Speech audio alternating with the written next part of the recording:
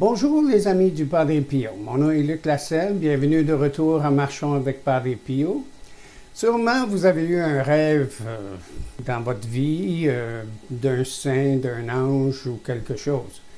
Eh bien, le bon Père Padre Pio avait des rêves aussi.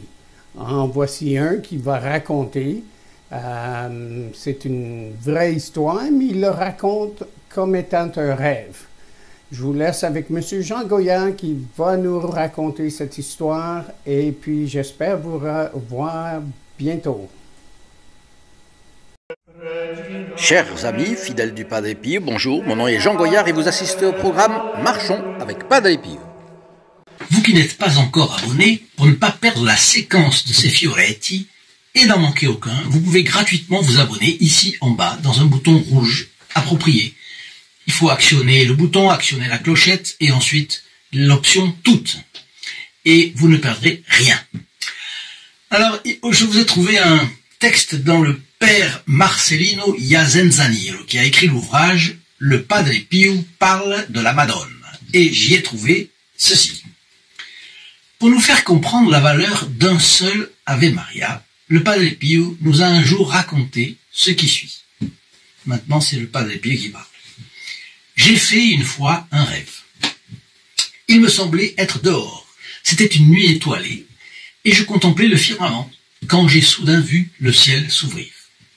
Un escalier lumineux descendait du plus haut des cieux jusqu'à ce qu'il touche la terre.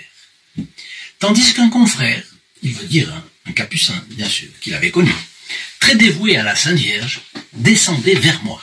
Donc on imagine un capucin qui descend de cet escalier lumineux. Il était mort peu de temps avant, et en le voyant si vite, je lui ai demandé « Mais comment ? Quand vous étiez avec nous, vous avez toujours voulu aller au ciel pour contempler la beauté de Notre-Dame. Et maintenant que vous y êtes, vous revenez ?» Donc, on voit d'abord que le Padre Pio savait que ce capucin avait été vertueux et qu'il était déjà au ciel. D'ailleurs, le fait du ciel qui s'ouvre et qu'un escalier lumineux descend, ça c'est un signe qu'il était au ciel. Bon. Est-ce que cela ne vous donne pas envie d'aller au ciel? Vous préférez la terre, le ciel? Vous savez que Sainte Thérèse d'Enfant Jésus souhaitait à sa mère, elle avait 4 ans, souhaitait à sa mère que d'aller le plus vite au ciel, de mourir, d'aller vite au ciel. Et sa mère lui dit, mais pourquoi? Qu'est-ce que tu... Mais parce que quand vous serez au ciel, vous verrez Notre-Dame. Alors voilà pour nous la même chose. Je pense que oui, vous avez aussi envie d'aller au ciel. Donc, le Padre Pio continue. Et il dit, alors vous vous rappelez, il a dit, mais comment, quand vous étiez avec nous, vous avez toujours voulu aller au ciel pour contempler la beauté de Notre-Dame. Et maintenant que vous y êtes, vous revenez? Le confrère me répondit, dit le Padre Pio, chaque Ave Maria qui quitte la terre et monte au ciel fait que le paradis entier frémit et fête la Mère de Dieu d'innombrables fois. Et le Padre Pio continue à raconter ce que lui a dit son frère Capucin. Je suis venu à vous pour que nous puissions réciter ensemble la salutation angélique à Marie et vous faire un peu participer à cette joie des anges et des saints. Mais quelle beauté! Cela aussi est de nature à nous faire désirer le ciel, non? Qu'est-ce que vous en dites? Laissez-moi vos commentaires là-dessus. Ne voulez-vous pas vous aussi aller fêter la Sainte Vierge au paradis? Vous voyez qu'au fond, ce qui se passe ici-bas, c'est secondaire. L'important, c'est que pour l'éternité, nous soyons avec Notre-Dame. C'est cela qui est important. Et pour l'éternité, vous vous rendez compte? La vie ici-bas est un passage, un temps d'épreuve, et puis l'important est de faire ce qu'on doit. Louer, honorer, servir Dieu notre Seigneur Jésus-Christ, et par là, sauver son âme. Alors, Saint Ignace qui dit ça. Et le fait, donc, qu'il y ait plus ou moins de Covid aujourd'hui par rapport à hier, demain, etc., ou si nous risquons d'attraper telle ou telle maladie, tout cela prend sa juste proportion quand vous voyez les choses par le bon bout de la lorgnette. Trouvez-vous pas ça? Alors, par contre, si nous participons ou pas, et dans quelle mesure, à l'accroissement de la connaissance du Padre Pio par nos contemporains, ça importe. Parce que des secteurs entiers de la population peuvent dépendre de notre générosité.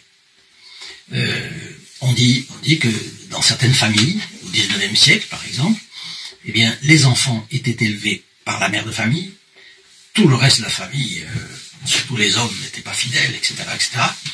Mais c'était parce que la mère de famille était fidèle que les enfants pouvaient avoir une bonne éducation.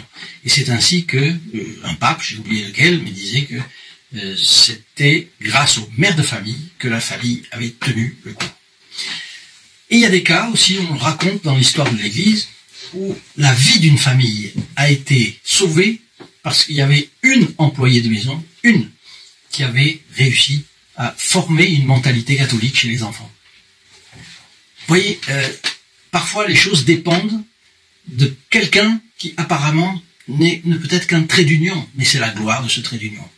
Alors, partagez, faites connaître le Padre Pio, partagez ces vidéos, parlez-en, parlez à vos amis si vous les recevez chez vous, mettez une photographie du Padre Pio dans votre maison, dans une bonne place. Elle est très facile, vous voyez, son format permet de l'utiliser.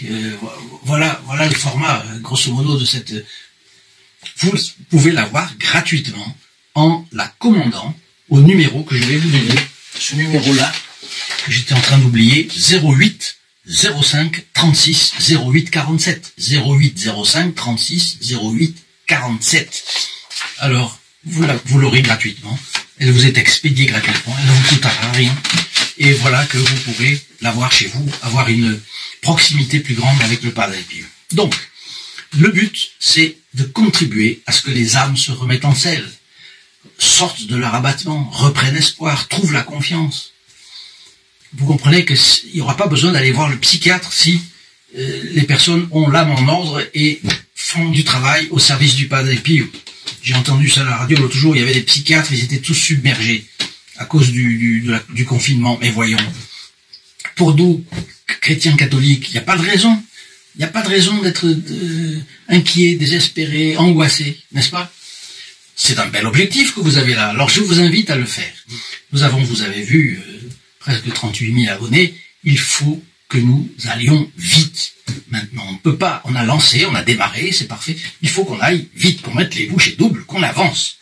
C'est ce que je vous demande de tout mon cœur. Certains diront peut-être, en conclusion de tout cela, que ceci était un rêve raconté par Padre Pio. Seulement un rêve. Vous faites tout ça pour ça. Eh bien, il faut souligner ceci, et ça, c'est très important. Lorsque le Padre Pio parlait de ses rêves, il évoquait en fait, très généralement, ça a été toujours comme ça, une véritable vision qu'il avait eue.